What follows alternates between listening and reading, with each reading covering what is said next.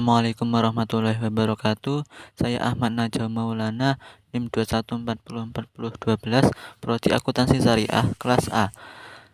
Video kali ini akan menjelaskan tentang berwudu, tayamum, dan mandi besar. Berikut pengertian wudu. Wudu di dalam bahasa Arab ialah al-wudu, yang artinya air yang digunakan untuk berwudu. Wudu menurut bahasa artinya bersih dan indah, sedangkan menurut syara artinya membersihkan anggota wudu untuk menghilangkan hadas kecil. Definisi wudu ialah mensucikan diri dari najis agar tubuh menjadi bersih sehingga siap untuk melakukan ibadah. Berikut ini niat untuk melakukan wudu.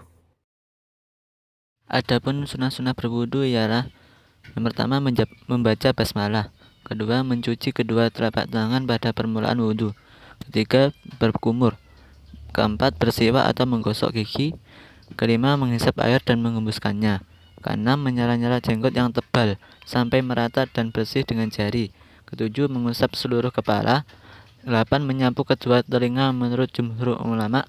Sunnah menyapu kedua telinga bagian dalam dan luar. Saya akan mempraktekkan berwudu dengan baik. Yang pertama, membasuh telapak tangan dan menyala jari. Sunnah kedua yaitu berkumur dan menghembuskannya. Setelah itu kita niat dengan bersamaan dengan membasuh muka, dan sunnahnya dilakukan 3 kali. Habis itu melakukan rukun yang kedua yaitu membasuh kedua tangan sampai ke siku-siku, dan disunahkan 3 kali.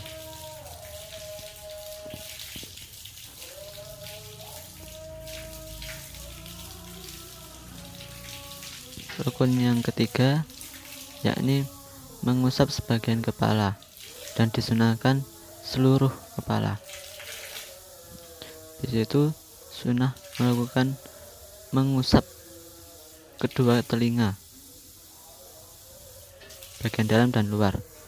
Habis itu yang kelima membasuh kedua kaki sampai mata kaki, dan disunahkan menggosok-gosok serasa jari. Yang keenam tertib. Berikut adalah hikmah dari berwudu. Yang pertama, membersihkan badan, menyegarkan tubuh, dan mengembangkan semangat. Kedua, dengan air wudu itu dapat memelihara kesehatan badan. Ketiga, dapat membaguskan diri agar senanglah teman-teman sejawat melihat dan memandangnya. Bahasan yang kedua yakni pengertian tayamum. Secara etimologi, tayamum berarti sengaja, sedangkan menurut terminologi adalah menggunakan debu yang suci untuk mengusapkan wajah dan telapak tangan dengan konteks beribadah kepada Allah SWT. Adapun menurut syara, tayamum berarti menyapu muka dan kedua tangan dengan debu yang mensucikan menurut cara tertentu.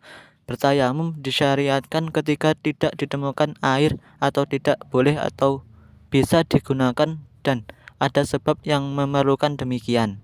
Berikut ialah niat untuk melakukan tayamum. Saya akan mempraktekkan tayamum. Yang pertama, niat bersama dengan menempelkan tangan pada debu. Yang kedua, mengusap wajah.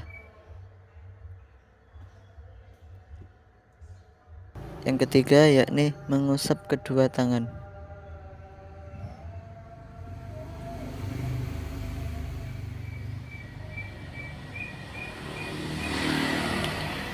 Yang keempat, tertib. Pembahasan yang terakhir ialah pengertian mandi besar. Menurut bahasa yaitu al-ghuslu, yang artinya mengalirkan air pada sesuatu. Menurut istilah, ialah mengeratakan air pada seluruh badan dari ujung rambut sampai ujung kaki disertai niat sesuai dengan keperluannya. Mungkin untuk menghilangkan hadas besar atau mandi sunnah. Pengertian mandi besar adalah mandi untuk menghilangkan hadas besar. Mandi besar dibagi menjadi 5, yakni yang pertama mandi setelah jima atau bersih tubuh, yang kedua mandi setelah keluar mani, ketiga mandi bagi orang yang meninggal, 4 mandi bagi wanita setelah nifas, yang kelima mandi bagi orang yang baru masuk Islam. Ikut tata cara mandi besar. Yang pertama niat, yang kedua mencuci kedua tangan, setelah itu membersihkan sebagian tubuh yang dianggap kotor. Yang keempat, mencuci tangan. Yang kelima, berwudu. Selanjutnya, membasahi kepala dan mengurai rambut. Yang terakhir, membasahi seluruh tubuh. Berikut bacaan niat untuk melakukan mandi besar. Adapun mandi-mandi yang disunahkan. Mandi sunnah adalah mencucikan seluruh tubuh yang bersifat tidak wajib. Ada beberapa macam mandi yang disunahkan, yakni yang pertama, mandi saat mau sholat Jumat, dimulai dari terbitnya fajar shodiq hingga waktu sholat Jumat. Yang kedua, mandi saat mau sholat Idul Fitri maupun Idul Adha. Waktu yang disunahkan dilakukan mulai pertengahan malam. Yang ketiga, mandi saat mau melaksanakan sholat gerhana bulan ataupun matahari. Yang keempat, mandi sebelum melaksanakan sholat istiqo atau sholat memohon turunnya hujan. Yang kelima, mandi setelah memandikan mayat muslim maupun non-muslim. Terima kasih sudah menonton video kali ini. Semoga bermanfaat. Jika ada pertanyaan, silakan tulis di kolom komentar atau bisa DM ke IG kami. Sekian.